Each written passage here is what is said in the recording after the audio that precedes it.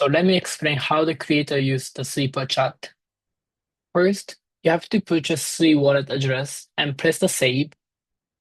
And then you press the start. It will issue the URL for the OBS. And then you copy the OBS browser source URL. And then you add it from here. You press browser. You create the browser. And then you change the URL from here. So let me explain how the viewers can send Sui to creators.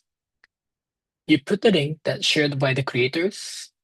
First, you have to connect the wallet. Once you connect the wallet, you can send Sui. What you have to do is just pick the amount that you want to send and put messages and press confirm. And after you press send,